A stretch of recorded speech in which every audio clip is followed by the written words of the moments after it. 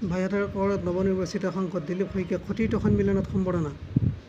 4 number Darrang Udalguri Lok Sabha সমষ্টিৰ অন্তৰ্গত 32 number Kamalpur সমষ্টিৰ বিধায়ক দিগন্ত কলিতাৰ উদ্যোগত ভাৰতীয় জনতা পাৰ্টি কমলপুৰ মণ্ডল, বেজাৰা মণ্ডল আৰু BDS জাজিকোনা মণ্ডলৰ সহযোগত নৱনিৰ্বাচিত সাংসদ দিলীপ শইকীয়াক সম্বৰ্ধনা ও সতীৰ্থ সন্মিলন অনুষ্ঠিত কৰা হয়।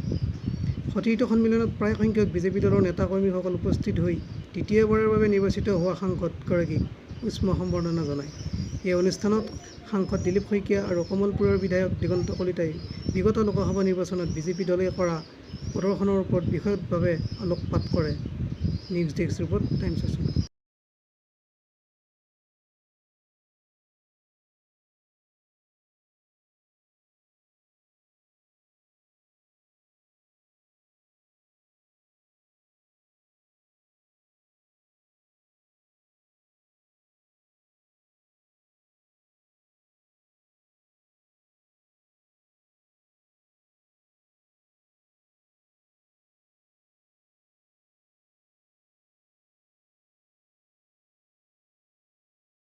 প্ৰায় 55,000 ভোটৰ ব্যৱধানত কমলপুৰ সমষ্টিয়ে এই লোকসভা নিৰ্বাচনত ব্যাপক ব্যৱধানত আমাৰ জয়যুক্ত হোৱাত যি ধৰণে সহযোগ আৰু সমৰ্থন দিলে তাৰ বাবে কমলপুৰ সমষ্টিৰ প্ৰতিগৰাকী ভোটাৰ শ্ৰদ্ধা ৰাইজলৈ মই আন্তৰিক কৃতজ্ঞতা আৰু ধন্যবাদ জ্ঞাপন কৰিছোঁ।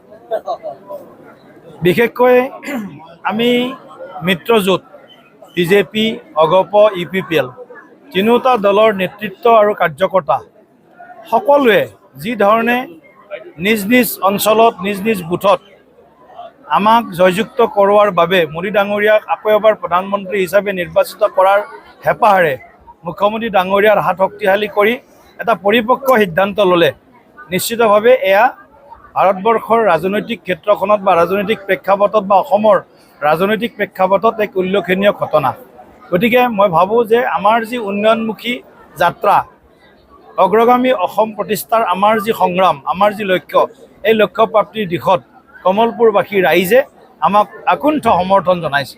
গতিকে কমলপুৰবাসী ৰাইজক আকৌ এবাৰ মই কৃতজ্ঞতাৰ ধন্যবাদ জ্ঞাপন কৰিছোঁ আৰু কমলপুৰৰ সৰ্বাংগীন বিকাশৰ বাবে বিধায়ক দিগন্ত কলিতা আৰু আমি একলগ হৈ আমি একেলগে কাম কৰি আগবাঢ়ি যাম। গতিকে এইখিনিয়ে কথা, গতিকে তাত গৈ আৰু বেলেগ ক'ব লগা নাই। গতিকে মই তিনিওটা মণ্ডলৰ আমাৰ যি সন্মানীয় সভাপতি আমাৰ উমেশ ডেকা, বেজেৰা মণ্ডলৰ, কমলপুৰ মণ্ডলৰ ৰমেশ শইকীয়া, বেজেৰা মণ্ডলৰ ভাস্কৰ কলিতা প্ৰমুখ্যে আমাৰ মৰ্চা, আমাৰ মণ্ডল সমিতি, আমাৰ বুথ সমিতি, আমাৰ শক্তি কেন্দ্ৰ তিনিওটা দলৰ কাৰ্যকৰ্তা সকলোকে ধন্যবাদ জ্ঞাপন কৰি আজি আমি এক সতীৰ্থ সন্মিলনৰ আয়োজন কৰিছোঁ বেজেৰাত শংকৰদেৱ শিশু নিকেতনত। আজি সকলো কাৰ্যকৰ্তাই ইয়াত আহিছে।